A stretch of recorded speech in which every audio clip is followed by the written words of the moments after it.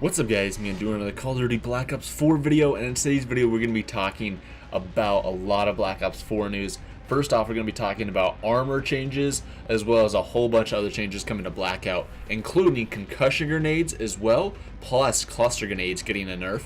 And then Vonderhaar also talked about EMP grenades coming to Blackout sometime soon. And then lastly for this video, let's talk about the double XP weekend that we're going to have this weekend. So first off, let's talk about Vonderhaar's tweets about armor and all the different armor changes that Treyarch is going to be making to Black Ops 4's Blackout mode. Vaughn first said on Twitter, he says, "My favorite of these changes is that level 3 armor takes 2 shards to repair 1 pip of damage. I still believe level 3 armor has a home in Blackout, and we're going to keep looking for the sweet spot." So armor level 3 will now take 2 little shards, 2 of those little things you pick up off the ground, to repair 1 little pip of damage, whereas on level 1 and level 2 armor, every little pip is 1 little armor plate that you pick up off the ground. So it's going to be harder to repair level 3 armor compared to say level 2 and level 1. And that's really interesting. I mean, he says that he believes that level 3 armor still has a home in Blackout because the community has talked a lot about how Blackout doesn't need level 3 armor and that it should only have level 1 and level 2 armor and possibly helmets. You know, the level 3 armor, the only real difference between level 2 and level 3 is just the headshot protection, plus it, you know, lasts longer as well. But honestly, if they did just have level 1 armor, level 2 armor, and then helmets that spawn, it could be really, you know, good. Kind of similar to what PUBG does. But Vaughn and Treyarch still believe that level 3 armor has a place in Blackout and the level 3 armor can still work. And I think that now having armor take 2 armor plates to repair is a good change. Because those who have level 3 armor, currently it's still, whenever you get level 3 armor, you're basically never going to lose it, you know, unless you just get absolutely just destroyed from behind or something like that, and you're going to probably go down and die anyways. It doesn't matter. But if you start getting shot at, you take like, 75, 80 damage, you just hide behind cover, heal up with some meds, and then you can also repair your armor in just like a couple plates. Even though you can only have 5 plates, oh, boom, easy. You repair up your armor enough, hurry and wipe the guy, and then boom, steal his like 5 armor plates. So he also responded to someone that responded to him. So this person says, "The sweet spot isn't about repairs, it's about someone becoming a bullet sponge with that armor on. Its defense needs to be lowered just a little bit, then it would be perfect." Vaughn says protection, what you call as defense, is being lowered.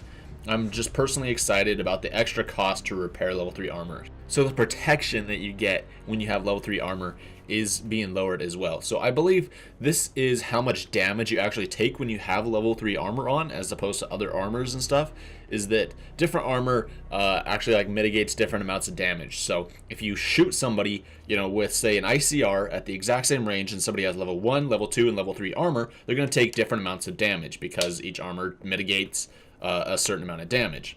Vaughn says that the protection for it is going to be lowered. So it's probably going to be more in line with like level 2 armor, like probably a little bit more above level 2, or maybe in the exact same range as level 2. And that's really interesting because it also brings up the question, talking about armor, about what the point of level 3 armor is above just the headshot protection. If armor level 3 has the same protection against bullets as level 2 armor does, and it also costs extra to repair it, it might be more worthwhile to just get level 2 armor, as long as the only benefit really at this point is just it might last a little bit longer, so like the durability is longer on it, or the headshot protection. That's like the only real plus side to level 3 armor. And the next thing he talked about was concussion grenades. So we talked about this in a video we posted recently on the channel, which you guys can check out in that end card. But we talked about concussion grenades and how Treyarch and Vaughn says that concussion grenades are going to probably get a nerf at some point, but Treyarch isn't exactly sure how to do it. It's not, just essentially just making the concussion grenades just being removed from Blackout, and it's not that making reinforced completely block concussion grenades. So in regards to concussion grenades and about how the nerf is going to come for this, Vaughn says that concussion grenades are significant as a whole. A reduction in AoE, so that's the area of effectiveness, range, and duration. You can switch weapons, toss equipment, and melee when concussed. this should address the very real can't fight back when concussed feedback we've been discussing on Reddit. So honestly, I think this is actually a pretty good change, because that was one of the most frustrating things for me personally about being concussed, is that same thing with being, hit by a 9-bang, although that's way more annoying than a concussion since you get freaking like concussed 9 times. But the problem is really, though, that you can't go prone, you can't switch weapons, you can't aim down sights, you can only like hip fire in one direction, and you can't really like aim really or like move side to side or any of that stuff. You can't use equipment, any of that, so you're basically stuck. And I mean, it really is real. You can't fight back when you're concussed, because if you get concussed, you basically just have to stand there and just take it until you're unconcussed. There's like maybe a slight chance that maybe your teammate can take him out or something, or that they don't actually like finish you off or something, but basically whenever you get concussed, you're screwed. You're just done. So now that you are going to be able to actually switch weapons, which is a good thing, but I don't see why switching weapons would necessarily be the best thing you can do. Tossing equipment would be the best thing, because if somebody concusses you, the best thing you could do is concuss them back. So if you have a concussion, they have a concussion, they concuss you, they start running up to you to start trying to get that kill, you can throw a concussion right back. And since they threw theirs first, you are going to wear off first, and you can go ahead and you're going to be able to shoot them while they're still concussed, or throw like a cluster grenade or whatnot. Using equipment is honestly probably one of the better things you can do. Also, maybe deploying a smoke. If you get concussed, you hurry and toss a smoke at your feet, and then that way the enemy isn't able to see you.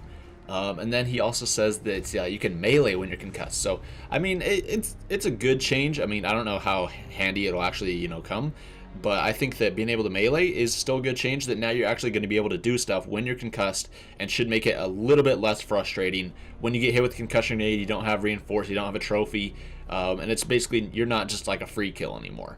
And the next piece of equipment that he talked about getting nerfed is cluster grenades. He says cluster grenades take an extra second to go off. That's some more get out of here time. They also have had a damage reduction too. So I mean, that was honestly one of my biggest gripes with cluster grenades. And you guys see me complain about this on stream, which actually tonight I'm going to be streaming some Blackout, so you guys should totally come and join and tune in for that. But cluster grenades have always kind of frustrated me, because I felt that anytime that a cluster grenade shows up next to you, it blows up like immediately. That they'll toss a cluster grenade and it'll just blow up. Like I won't have any time to even move. Like I'll be able to maybe turn, but by the time my character actually like starts moving, it's already blowing up and I'm dead. And so having more time, an extra second to actually have it like blow up, should mean that you might be able to escape. Like if somebody lands a cluster grenade into a room with you, you might be able to move out of the way a little bit more. That combined with the damage reduction of it should prove that unless you like nail someone like almost like right on with a cluster grenade, hopefully you won't actually be able to just die straight up if you're in freaking, I don't know, the same general area as a cluster grenade. And one of these things that I think is going to have the biggest impact is on vehicles. So typically on vehicles, if you get stuck with a cluster grenade, you're immediately dead. Like I've complained about this on stream as well a lot of times, is that whenever you're in a cargo truck, if you're driving that, you're probably the most likely to get out. But even if you get stuck, like I've had tons of times where I'm playing Blackout and I'm about to run someone over and they stick the truck with a cluster grenade, and I see the indicator on my screen that the truck has been stuck with a cluster grenade, and I'm pressing X, I'm holding X, and I'm getting out of the vehicle, but it blows up before I can even get out of the vehicle. And it also screws the people in the back of the truck, because there's literally no way that you can jump out the side of the truck before it blows up. So now having an extra second to go off should be useful. I mean, for a lot of people, you're still going to be able to get kills with this easily, because that extra second, I mean, 1 second goes by really quickly in a game of Blackout, and so it might not make a ton of difference. But if you have a great reaction time, and if you're really paying attention, that extra second could make all the difference in the world. So that's really interesting. I really like that, because cluster grenades have honestly been one of the most overpowered pieces of equipment. Like if you had the chance to load up on cluster grenades, you should totally do it, because you can just spam cluster grenades. If they're anywhere indoors, they're basically dead. And it blows up and it clusters, so they're screwed, like no matter how far away from the initial blast radius they are. So now that it has a damage reduction, that's good, and should be pretty useful. So cluster grenades, I'm sure they're still going to be good, but they might just be a little bit less effective when it comes to certain scenarios. Now, let's talk about EMPs in Blackout. So Vonderhaar, David Vonderhaar, he's Treyarch studio design director. He's basically the main guy behind Treyarch. He's like the unofficial community manager, and he's basically the go-to guy for Blackout. He doesn't really play multiplayer zombies. He just plays Blackout and designs Blackout for the most part.